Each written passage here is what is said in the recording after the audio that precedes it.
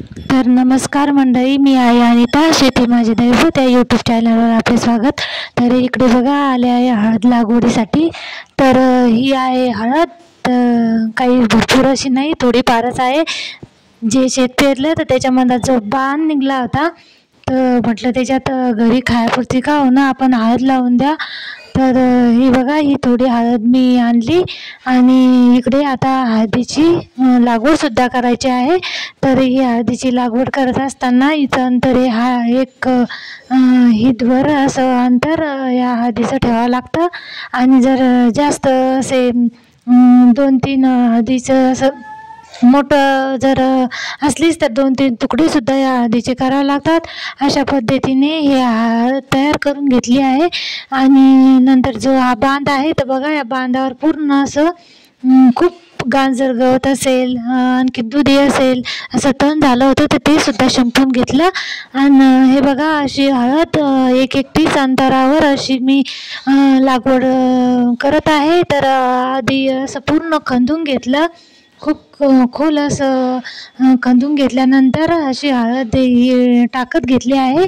आणि नंतर आता त्याच्यावरतून अशी मातीसुद्धा टाकणार आहे. तर अशी हळद लावणं सुरू आहे.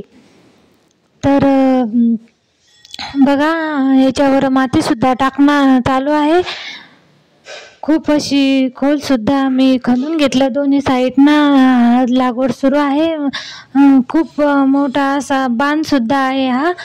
तर याच्यात खूप चांगल्या प्रकारे अशी हळद पोचवेल म्हणून म्हटलं ही जागा रिकामी न ठेवता याच्यात आपण हळदला हे इकडे बघा.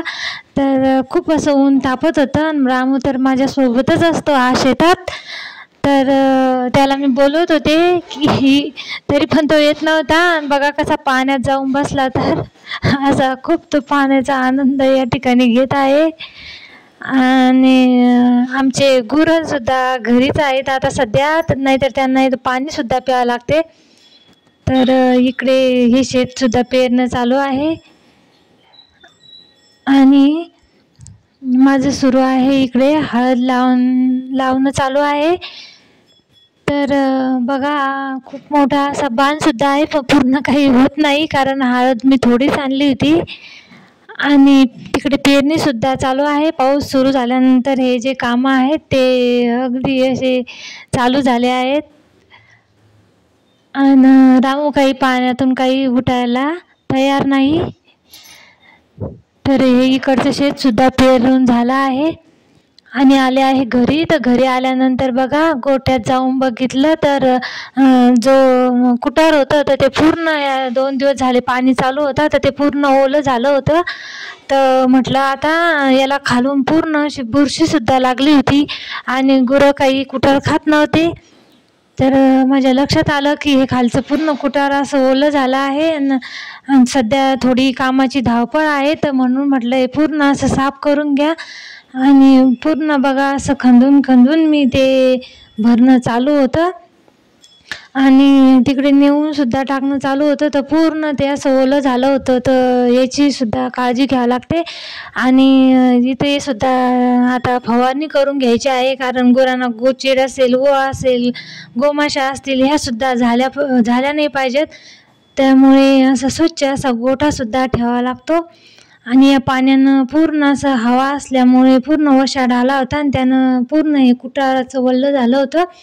तर ते साफसफाई सुरू आहे. तर असे कामं हे शेतकऱ्याच्या मागे असतातच. तर इकडे जे शेणखताचा गड्डासुद्धा साईडलाच आहे, तर त्याच्यात ते टाका म्हटलं, नंतर ते सडून जाईल. तर भरपूर असं खराब कुटार त्या ठिकाणी निघलं आणि त्यामुळे कसं आहे तर गुरं हे कुटार खात नव्हते. आणि पूर्ण असं मी साफसुद्धा करून घेतलं आहे. एकदम साफ करून झाडझूड वगैरे करून घेतली. तर अशा प्रकारे घरी आल्यानंतर सुद्धा हे काम बाकीच होतं आणि ते सुद्धा करणं चालू आहे. तर बघा माझा हा व्हिडिओ कसा वाटला तर नक्कीच कमेंटमध्ये सांगा. आणि प्लीज मला लाईक, शेअर आणि सबस्क्राईब करायला विसरू नका. तर इकडे बघा असं पूर्ण हे झाडून स्वच्छ करून घेतलं. तर खूप छान असं या ठिकाणी आता झालं आहे.